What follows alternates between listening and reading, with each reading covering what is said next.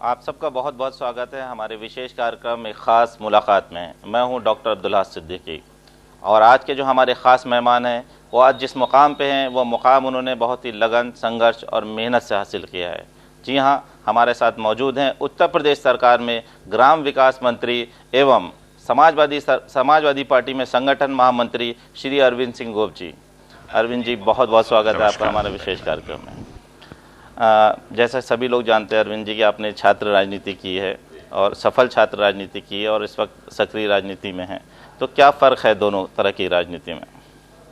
देखिए, जो लोग छात्र राजनीति से निकल के आते हैं उनको संघर्ष का बड़ा अनुभव होता है और बहुत संघर्ष के बाद वो छात्र राजनीति में कामयाब होते हैं। और मुझे खुशी है कि पूरे देश में अगर छात्र राजनीति को किसी ने बढ़ावा दिया, उसका सम्मान किया, तो हम सबके नेता श्री मुलायम सिंह यादव, श्री अखिलेश यादव ने दिया है। और छात्र राजनीति में जो लोग आते हैं राजनीति के अंदर, MP MLA मिनिस्टर बनते हैं, तो एक बड़ा अनुभव होता है और इस देश में, इस दुनिया में अनुभव का कोई जोड़ नहीं है, इसलिए ज़्यादा कामयाब होते हैं। क्या कारण है कि जिस तरीके से युवा छात्र राजनीति में भागीदारी करता है लेकिन उस तरीके से वो सक्रिय राजनीति में सफल नहीं हो पाता है? बहुत ही कम ऐसे लोग हैं जो सक्रिय राजनीति में सफल हो पाते हैं। देखिए, समाजवादी पार्टी छोड़ के कोई दल ऐसा नहीं है जो छात्र नेताओं को सम्मान किया हो।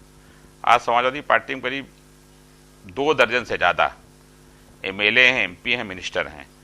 ये विधानसभा एक रिकॉर्ड है, कितनी बड़ी संख्या मिनिस्टर भी छात्र संघ के निकले हुए लोग हैं, MLA भी, MP भी, राज्यसभा भी हैं। तो जो सम्मान देता है वहीं लोग जुड़ते हैं। समाजवादी पार्टी सम्मान देती है, वहाँ लोग जुड़े हैं, और किसी दल में छात्र नेता है ही नहीं है। अच्छा, आप ग्राम विकास मंत्री उत्तर प्रदेश सरकार में, तो सरकार गाँवों के विकास के लिए क्या कर रही है? समाजवादी पार्टी सरकार बनने के बाद देश के सबसे नौजवान, सबसे ऊर्जावान, जो संस्कारों से भरे हुए सबसे ईमानदार मुख्यमंत्री अखिलेश यादव जी हैं। और शपथ लेने के तुरंत बाद चाहे छात्र हो, चाहे नौजवान हो, चाहे व्यापारी हो, चाहे वकील हो, सबके लिए उन्होंने काम किया है। पहले गरीबों को छत मिलती थी 40 से 45 हज़ार रुपये, नेक्स्ट पर 5 रुपये ज़्यादा हुआ करती थी। लेकिन माननीय मुख्यमंत्री पहली बैठक में निर्देश दिया, ये आदेश दिया कि जो गरीबों को छत मिले, गरीब को महसूस हो। आज 3,05,000 रुपये की लोही आवास हम दे रहे हैं। 3,05,000 रुपये बड़ी रकम होती है। कहते हैं किसान की बात तो सबने की, लेकिन किसान का पसीना कैसे सूखा है इसका दर्द अखिलेश जी को था। आज सोलर लाइट, पंखा, चार्जर, उसकी कीमत 3,05,000 रुपये लोही आवास की है। समाजवादी पेंशन हम बांट रहे हैं, दुनिया की सबसे बड़ी योजना समाजवादी पेंशन। हम असाध रोगियों की मदद कर रहे हैं। ये तमाम ऐसे काम गाँव में हम कर रहे हैं। जल पे, पानी पे, नदियों पर हम काम कर रहे हैं। वहीं हम शहर के अंदर लखनऊ मेट्रो चला रहे हैं, अंतर्राष्ट्रीय स्टेडियम बना रहे हैं, वेदांता बना रहे हैं। ये दोनों चीज़ें हैं जो गांव शहर पे माननीय मुख्यमंत्री की नज़र है। और हम दावे के साथ कह सकते हैं पूरे देश में ऐसा कोई मुख्यमंत्री न हो जिसने इतने कम समय इतना विकास किया हो। जिस तरीके से स्मार्ट शहर प्रोजेक्ट चल रहे हैं, जैसे आपने कहा कि शहरों में मेट्रो ला रहे हैं, सारी चीज़ें, तो क्यों हम स्मार्ट गाँव को क्यों नहीं डेवलप करते हैं? कोई ऐसी योजना क्यों नहीं लाते हैं कि हम गाँवों को स्मार्ट बनाएं? अब गाँव के अंदर हम जो योजनाएँ चला रहे हैं उसमें सीधे सीधे गांव को सुंदर बना रहे हैं, उसको और हाईटेक कर रहे हैं। अभी आपने देखा होगा ISPS योजना माननीय मुख्यमंत्री ने शुरू की है। ये सब गांव को सुंदरीकरण, उच्चीकरण के लिए किया जा रहा है। तालाबों पर तेजी से काम हो रहा है। आप अगर लोही आवास देखेंगे, जो क्लस्टर में बना रहे हैं, हम बारांकी में बन रहा, देखिएगा, पूरे देश के लोग उसको देखने आ रहे हैं। तो माननीय मुख्यमंत्री ने गाँव को बहुत तेजी से केवल सुधारने का काम नहीं किया, उसमें वो व्यवस्था दी, वो सुविधा दी जो शहरों में लोग देखने पाते हैं। नहीं, जिस तरीके की मूलभूत सुविधाएं शहरों में मौजूद हैं, जैसे ATM है, बिजली है, सड़क है या सीवेज की व्यवस्था है, यही अगर हम गाँव में दे दें तो आपको नहीं लगता कि जो पलायन शहरों की तरफ हो रहा है वो रुक जाएगा? आज़ादी के बाद शायद पहली बार इतनी सड़कें बनी, इतने 4 लेन बने। जब बढ़िया सड़क होगी तो समय भी कम लगता है, और जब समय कम लगता है तो विकास भी तेजी से होता है।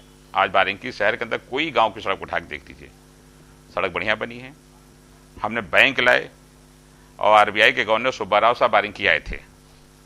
उस दिन भी मुख्यमंत्री ने तमाम जगहों पे इतनी बड़ी संख्या में कभी बैंक की शाखाएं नहीं खुली थी। आज हम बैंक का काम भी कर रहे हैं, गांव में डेवलपमेंट का काम कर रहे हैं, अस्पताल का काम कर रहे हैं, पुल का काम कर रहे हैं। और जो एम्बुलेंस की सुविधा हमने दी, वो चाहे गाँव हो चाहे शहर हो, 5 मिनट के अंदर एम्बुलेंस पहुँचती है।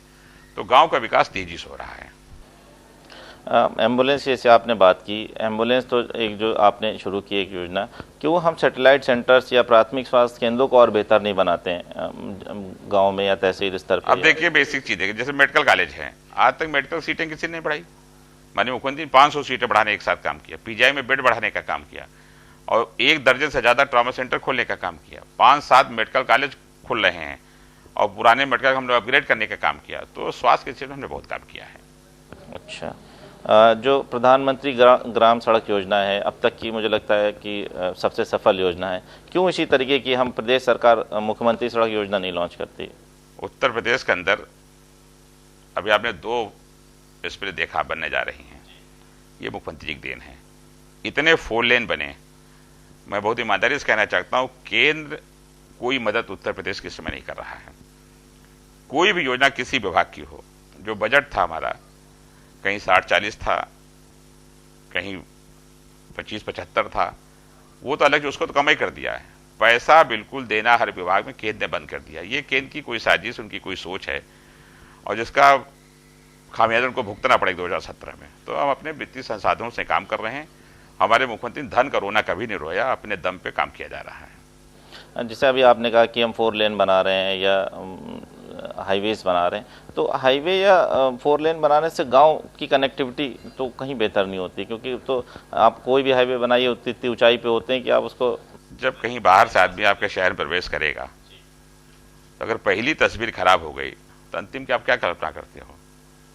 हमने कहा कि हम रोड के बारे में, चाहे ब्लॉक की रोड हो चाहे गांव की, हमने गांव से जोड़ने का काम किया है, हमने शहर को जोड़ने का काम किया। 4 लेन तो एक बड़ी चीज हम कर रहे हैं, वो हमने आपको बताया है। बारीकी में चलिए मेरे साथ दिखाते, कोई ऐसा गांव नहीं, कोई तहसील हमने सड़क बनाने दी हो। तो सड़क पे बहुत बड़ा काम हुआ, सड़क, पुल, अस्पताल।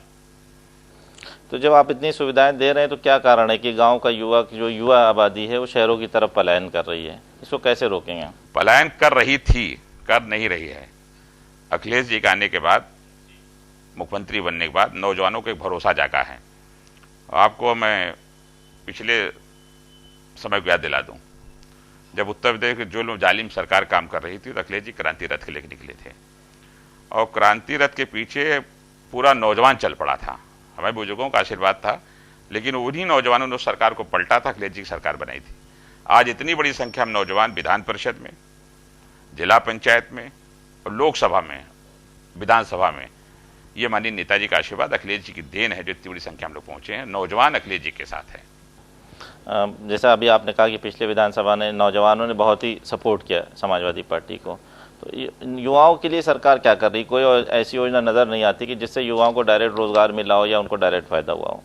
कौशल विकास से हमने तमाम लोगों को रोजगार से जोड़ा, ग्रामीण आजीविका मिशन से हमने लोगों को रोजगार से जोड़ा। और जो सबसे बड़ी बात है, हम लोग भी जब छात्र जीवन में पढ़ते थे तो अगर किसी सब्जेक्ट की जानकारी लेनी होती थी, तय होता था किस छात्रावास में किस विषय का बढ़िया विद्यार्थी है, और कहीं शाम तक आधे पन्ने की जानकारी मिलती थी। मोहल्लों में तय होता था कौन टीचर है, कौन प्रिंसिपल है। लेकिन अखिलेश जी ने नौजवानों को हाथ वो चीज जिसका नाम लैपटॉप है, बटन दबाने के बाद पूरी दुनिया की जानकारी अखिलेश जी ने देने का काम किया। इसकी मदद कोई नहीं कर सकता। आज बराबर ला के खड़ा कर दिया, चाहे गांव चाहे शहर का विद्यार्थी हो। ये अखिलेश जी की देन है। तो लैपटॉप या बाकी जो योजनाएं चल रही हैं, तो आपको उससे लगता है कि इससे युवाओं को रोजगार पाने में आसानी हुई है?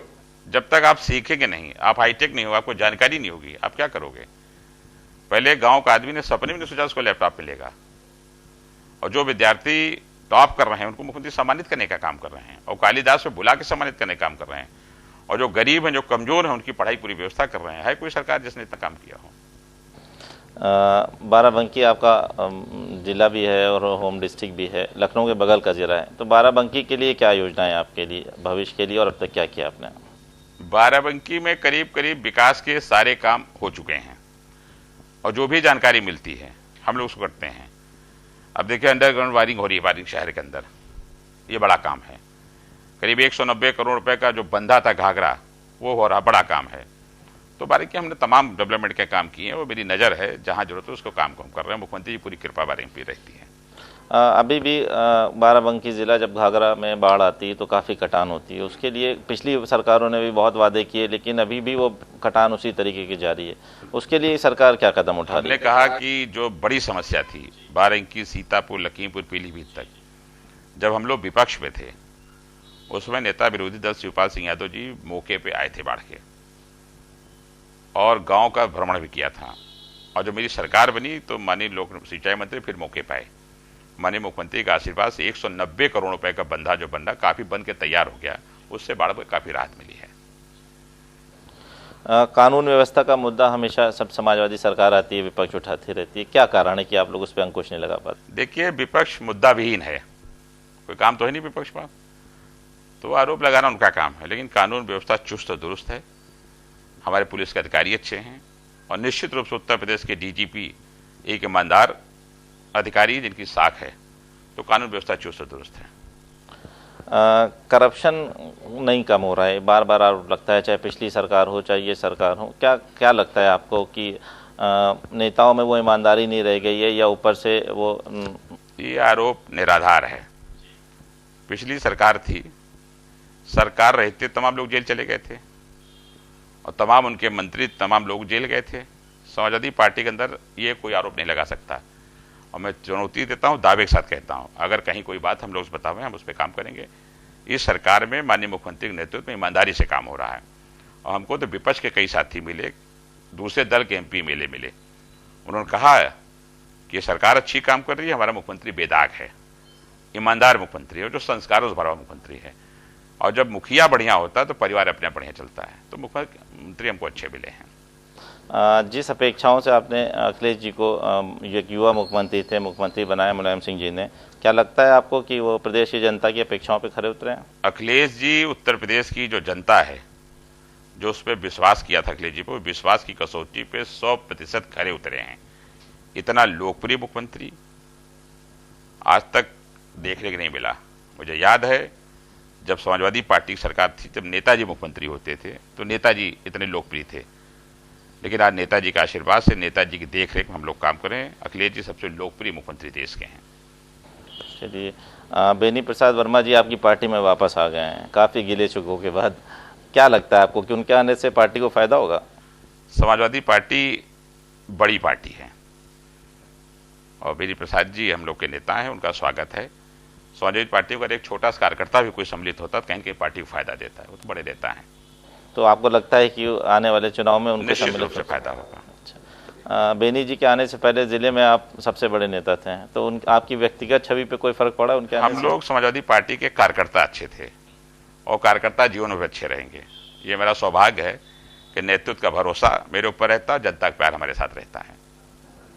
चलिए, हमारे सवालों का जवाब बहुत ही शालीनता से दे रहे हैं अरविंद सिंह गोप जी। बातों का सिलसिला जारी रहेगा, रुकते हैं एक छोटे से ब्रेक के लिए। बाद आप सबका एक बार फिर से स्वागत है हमारे विशेष कार्यक्रम में खास मुलाकात में। बातचीत का सिलसिला बढ़ाते हैं। अरविंद जी, आप समाजवादी पार्टी में संगठन में महामंत्री भी हैं। क्या कारण है कि टिकट के बंटवारे को लेकर बहुत सी शिकायतें आ रही हैं? देखिए, पहली बात तो कोई शिकायत नहीं है, और समाजवादी पार्टी में लोकतंत्र पूरी तरीके से जिंदा है। यहां सबकी बात सुनी जाती है, और राष्ट्रीय अध्यक्ष के फैसले के बाद उस पर हम लोग अमल करने का काम करते हैं। और सही बात है, जहां उम्मीद ज़्यादा होती है वहां लोग की मांग भी ज़्यादा होती है। आज समाजवादी पार्टी प्रदेश की सबसे बड़ी पार्टी, देश का संगठन, सबसे बड़ा हमारा संगठन मेरे पास है। हर आदमी चाहता है पार्टी से एमएलए बनना, लेकिन टिकट तुम 403 ही दे पाएंगे एमएलए का, तो 100 सम्मत से तय होता है। पूरी पार्लियामेंट्री बोर्ड है, पूरा 2-2.5 महीने इंटरव्यू चला है, जो खाली सीटें मिली थी। उसके बाद पैनल बना है, माननीय मुख्यमंत्री, राष्ट्रीय अध्यक्ष सबके बैठे में फैसला हुआ है। जो नेताजी का फैसला होता है वो अंतिम फैसला होता है, उस पर न कोई विवाद है न कोई विरोध है। हर आदमी अपने क्षेत्र में काम कर रहा है, और संगठन के लोग लगे हैं, और हम लोग सारी सीटें जीतेंगे। कोई शिकायत नहीं है तो क्यों ये बार बार प्रत्याशी बदले जाते हैं? देखिए, प्रत्याशी बदलने के कई कारण होते हैं। क्षेत्र में आप कितनी मेहनत कर रहे हो, आपका क्या समीकरण जीतने का, कौन सा वोट को आप प्रभावित कर रहे हो, क्या विकास का काम आपने किया, आप कितने लोकप्रिय हो, कई चीज़ों को देखते हैं। अगर कहीं जरूरत पड़ती है तो टिकट बदला भी गया है, और टिकट बदलना तो एक प्रक्रिया है, वो होता हर जगह होता, हर दल में होता, हमारे के भी कभी कभी होता, बदला जाता है। जो सिटिंग विधायक हैं अभी आपके, उनके क्या उनमें सभी को टिकट दिया जाएगा कि उसमें भी प्रत्याशी बदलेंगे? सिटिंग विधायक सब अच्छा काम कर रहे हैं, किसको टिकट दिया जाएगा किसको नहीं दिया जाएगा ये माननीय राष्ट्रीय अध्यक्ष, प्रदेश अध्यक्ष जी तय करते हैं, ये वो तय करेंगे। नहीं, जैसे आपने कहा कि आपका संगठन बहुत बड़ा संगठन है, और सब कुछ संगठन के स्तर पर भी तय किया जाता है, तो संगठन के स्तर पे एक लोकतांत्रिक पार्टी है आपकी, तो हर फैसला सारे विधायक अच्छा काम कर रहे हैं, और बड़े परिश्रम से जीत के आए हैं, अपने क्षेत्र में लोकप्रिय तभी विधायक हुए हैं। तो बाकी अगर कहीं कोई ऐसी बात होगी तो राष्ट्रीय अध्यक्ष जी फैसला लेते हैं, प्रदेश अध्यक्ष जी फैसला लेते हैं। एक आवाज़ उठी थी कि राज्यसभा में 7 सीटें थी आपकी और कोई मुस्लिम प्रत्याशी नहीं, क्या कारण है? समाजवादी पार्टी में मुस्लिम प्रत्याशी विधान परिषद में भी हैं, पिछले राज्यसभा में भी गए, और मुसलमान हो चाहे हिंदू हो, वो मन से समाजवादी पार्टी मानता है, अपनी पार्टी मानता है। और मैं बहुत दावे के साथ कह सकता हूँ, अगर कोई नेता है जिससे लोग मोहब्बत प्यार करते हैं मुसलमान भाई, तो उसका नाम मुलायम सिंह यादव, अखिलेश यादव है। इसमें कोई विवाद नहीं है। 2017 का चुनाव है, चुनावी वर्ष में आप प्रवेश कर गए हैं, तो किस पार्टी को आप सबसे बड़ी चुनौती मानते हैं 2017 के चुनाव में? देखिए, समाजवादी पार्टी अपने काम से, अपने संगठन की क्षमता से और मुख्यमंत्री की लोकप्रियता से बहुत आगे है। 2017 में प्रचंड बहुमत की सरकार बनेगी, अखिलेश यादव जी दोबारा मुख्यमंत्री बनेंगे, और बाकी पार्टियां तीसरे चौथे लड़ाई लड़े, अपना लड़ते समय कोई मतलब मेरा नहीं है। ये इसी तरीके के दावे आप लोगों ने लोकसभा चुनाव में भी किए थे 2014 के, कि समाजवादी पार्टी 40 से ज़्यादा सीटें जीतेगी, लेकिन बीजेपी ने क्लीन स्वीप कर दिया था उत्तर प्रदेश में आपको। देश की जनता एक बार बहकावे में आ गई, बार बार बहकावे में नहीं आती। लोकसभा चुनाव अलग होता है, विधानसभा चुनाव अलग होता है। केंद्र की जो सरकार भारतीय जनता पार्टी के समय काम कर रही है, जब भी लोकसभा चुनाव होगा 19 में, तो उन्होंने क्या वादे किए थे, क्या लुभाने वादे किए थे और कितना काम किया, उसका तो मूल्यांकन जनता करेगी। और जब मूल्यांकन करेगी तो परिणाम भी तगड़ा देगी। तो भारतीय जनता पार्टी का अपने जो काम किया है, जो धोखा दिया, उसका परिणाम भी भुगतना पड़ेगा। तो आपको लगता है कि आपने समाजवादी पार्टी ने इतना काम किया कि 2017 में आप... उसमें कोई विवाद है ही नहीं, कोई बहस ही नहीं है। अच्छा, 2017 में किन मुद्दों पे आप चुनाव लड़ेंगे? विकास, और हमने जो काम किया है, आदरणीय नेताजी का आशीर्वाद, उनका मार्गदर्शन, और जो देश का सबसे शानदार चेहरा अखिलेश यादव जी रूप में मुख्यमंत्री है, उस चेहरे के दम पे हम चुनाव लड़ेंगे और बहुमत की सरकार बनाएंगे, अखिलेश जी को दोबारा मुख्यमंत्री बनाएंगे। बसपा या मायावती जी दावा कर रही हैं कि प्रदेश की जनता त्रस्त है समाजवादी पार्टी की सरकार से और 2017 में उनकी बहुमत से सरकार बनेगी। जिस दल में टिकट की नीलामी होती हो, जिस दल में टिकट बेचा जाता हो, उस दल का नेता अगर ये बात कहे तो उससे ज़्यादा शर्म की दूसरी बात नहीं हो सकती। और जनता ने 12 में भी हिसाब किया था और 17 में भी हिसाब करेगी। टिकट बेचने से कोई दल बड़ा नहीं होता। बहुजन समाजवादी पार्टी में टिकट की बोली लगाई जा रही है, और राजनीति लोग नहीं टिकट खरीदते, जिनका पास अथाह दौलत है, संपत्ति है, जो एन कैन पकड़ा संपत्ति को पैदा कर लिए हैं, वो टिकट लेना चाहते हैं। और ऐसे लोगों को जनता मुंह तोड़ जवाब देती है। पिछली बार 12 में बहुत लोग टिकट खरीदे थे, तो उसी वसूली में अभी तक लगे हैं। तो बसपा अपना नैतिक कर्तव्य खो चुकी है, उसका नैतिक बल नहीं है। जिसके पास नैतिक बल नहीं होता वो कुछ नहीं कर पाता। बीजेपी भी दावा करती है कि अभी भी उन्होंने पिछले 5 राज्यों में जो विधानसभा चुनाव हुए, असम जैसे राज्य में जहाँ उनका कोई आधार नहीं था, उसके बाद भी बहुमत हासिल किया। तो अब उनका कहना है कि अगला टारगेट उनका उत्तर प्रदेश है। कितने बाई इलेक्शन हुए, कहीं जीती? युद्ध जीता जाता है सेना और सेनापति के नाम से। सबसे बड़ी सेना समाजवादी पार्टी की है और सबसे बड़ा सेनापति मुलायम सिंह की कृपा से अखिलेश यादव जी प्रदेश का नेतृत्व कर रहे हैं। सरकार समाजवादी पार्टी बन रही है। न तो बीजेपी का सेना है और सेनापति नाम आप बता दो, हमारी जानकारी अगर कम हो तो। कौन सेनापति बीजेपी कोई है? जिसके पास अभी तक मुख्यमंत्री का नाम न तय हुआ हो, वो क्या चुनाव लड़ाई लड़ेगा हमसे? तो आपको लगता है कि बीजेपी अगर बिना चेहरे के चुनाव लड़ेगी तो 2017 के चुनाव में प्रदर्शन नहीं कर पाएगी? हमको लगता है बहुत बुरा प्रदर्शन होगा।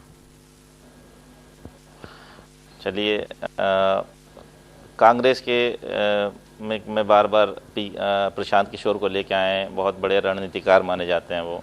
बिहार में भी उन्होंने अच्छा प्रदर्शन किया और उससे पहले भी मोदी जी के साथ काम किया। क्या लगता है आपको कि क्या कांग्रेस में पीके के आने से कोई ग्रोथ होगी? बिहार में असली काम किया था नेताजी ने। लालू प्रसाद यादव जी को, नीतीश कुमार जी को, सारे विपक्ष को एक साथ बैठाने का काम आदि मुलायम सिंह ने किया। उसी एकता का परिणाम था कि वहां नीतीश जी की सरकार बनी। और पीके का कोई कमाल नहीं था। और जिस पार्टी के पास रणनीतिकार नहीं हो, काम करने वाले नहीं हो, बाहर से हायर करके कंपनी को बुलाए जाए, उस पार्टी का भविष्य आप खुद समझ सकते हो क्या होगा। अभी बिहार में आपने बताया कि नेताजी ने महागठबंधन किया था और सफल भी गठबंधन था वो। तो क्या कारण है कि उत्तर प्रदेश में इसी प्रकार का गठबंधन नहीं करते आप? समाजवादी पार्टी अपने दम पे चुनाव लड़ेगी और समाजवादी पार्टी बड़ी पार्टी है और हम चुनाव के मैदान में जा चुके हैं। कोई भी फैसला हमारा राष्ट्रीय नेतृत्व लेता है, जो उनको उचित होगा लेंगे। चलिए, हमसे बात करने के लिए बहुत बहुत शुक्रिया। धन्यवाद आपको जी। ये थे हमारे साथ समाजवादी पार्टी के संगठन महामंत्री एवं उत्तर प्रदेश सरकार में ग्राम विकास मंत्री अरविंद सिंह गोप जी। अगली खास पेशकश में फिर किसी खास मेहमान के साथ एक बार फिर से मुलाकात होगी। तब तक के लिए बहुत बहुत शुक्रिया।